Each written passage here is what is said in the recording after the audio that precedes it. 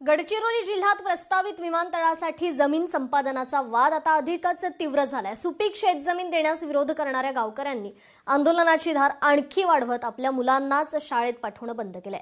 त्यामुळे एका बाजूला जमीन हक्काचा प्रश्न तर दुसऱ्या बाजूला विद्यार्थ्यांच्या शिक्षणाचा प्रश्न ऐरणीवर आलाय। पाहूयात हा विशेष रिपोर्ट।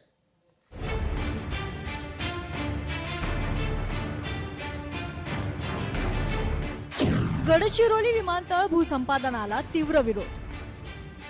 3 गावांमधील पालकांचा शाळा प्रवेशोत्सवावर बहिष्कार। विद्यार्थ्यांच्या शैक्षणिक भवितव्याचा प्रश्न उपस्थित।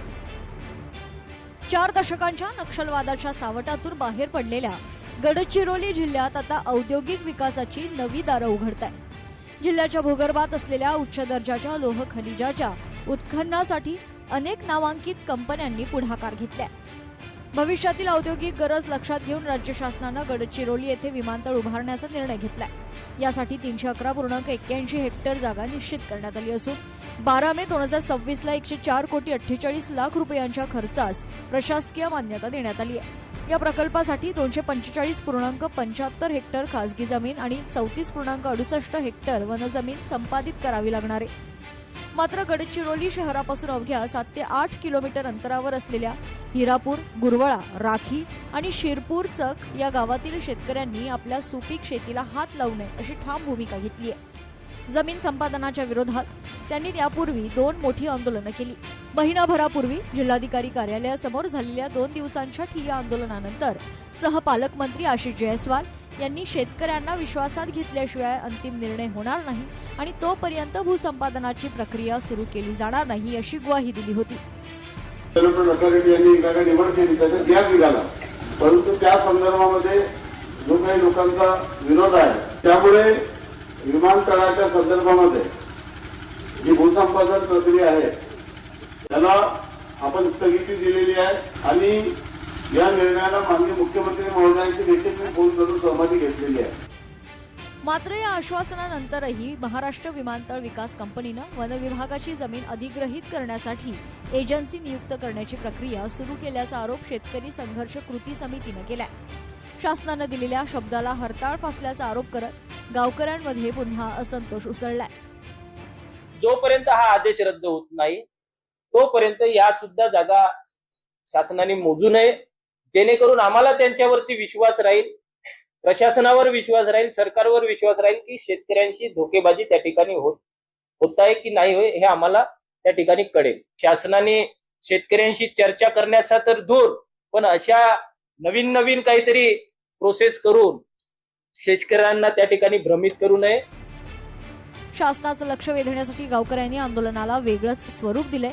30 जून पासून म्हणजेच नवीन शैक्षणिक सत्राच्या पहिल्याच दिवसापासून हिरापूरसह परिसरातील गावांमधील पालकांनी जिल्हा परिषद शाळांवर बहिष्कार टाकलाय। सलग 5 दिवसांपासून मुलांना शाळेत न पाठवता शासनाविरोधातील आपला निषेध कायम ठेवलाय। माननीय सहपालकमंत्री यांनी शेतकऱ्यांना स्पष्ट सांगितलं आणि लेखी सुद्धा दिलं होतं की याच्यानंतर आम्ही जे विमानतळाबाबत आहे कोणतेही निर्णय घेणार नाही आणि कोणतीही प्रक्रिया सुरू करणार नाही। तरी पण त्यांनी आता हे 2 तारखेचं जे आखरीची तारीख होती त्याचं ई-टेंडरिंग ओपन केलं। जोपर्यंत सरकार आम्हाला सहकार्य करत नाही आणि आमच्या बाजूने निर्णय देत नाही तोपर्यंत आम्ही आमचे पाल्य शाळेमध्ये पाठवणार नाही। हा आमचं अधिग्रहण कायदा जोपर्यंत रद्द होत नाही तोपर्यंत आम्ही मुलं शाळेत पाठवणार नाही। गावकऱ्यांचा आपल्या जमिनीच्या संरक्षणासाठी संघर्ष सुरू असला तरी या आंदोलनाची सर्वाधिक झळ विद्यार्थ्यांच्या शिक्षणाला बसते। शिक्षणाचा हक्क आणि आंदोलनाचा हक्क यामध्ये समतोल राखण्याची गरज असल्याचं मत प्रशासनाकडून व्यक्त होत आहे। विद्यार्थ्यांना शिक्षणापासून दूर ठेवणं योग्य नसल्याचं जिल्हा परिषदेचे मुख्य कार्यकारी अधिकारी सुहास गाळे यांनी स्पष्ट केलंय। माझी सर्व विद्यार्थ्यांच्या पालकांना विनंती आहे की आपण आपल्या पाल्यास कृपया शाळेत पाठवावे। आपल्या पाल्यांच्या भविष्यासाठी आपण शाळा बंद ठेवणे हे योग्य नाही। राईट टू एज्युकेशन ऍक्ट नुसार आता जो मूलभूत शिक्षण आहे हा प्रत्येक विद्यार्थीनीला तो अधिकार स्वरूपात प्राप्त करून दिला गेलेला आहे। विद्यार्थ्यांना त्यांचा तो मूलभूत अधिकार त्याचा अधिकाराचा वापर करण्याची संधी उपलब्ध करून द्यावी।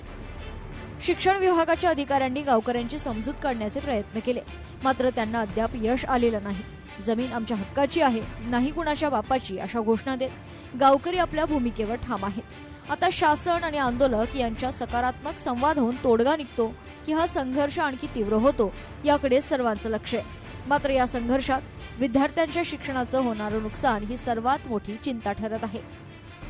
या आंदोलनात शाळकरी मुलं भरडले जाणार नाही याची दक्षता घेणं आणि मुलांच्या भवितव्याला बाधा पोहोचणार नाही यासाठी योग्य ती खबरदारी घेणं तितकंच महत्वाचं आहे।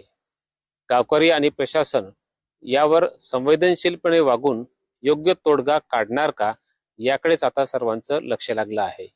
मनोज ताजने, लोकशाही मराठी, गडचिरोली। लोकशाही मराठी, ऐका, पहा, जागरूक रहा।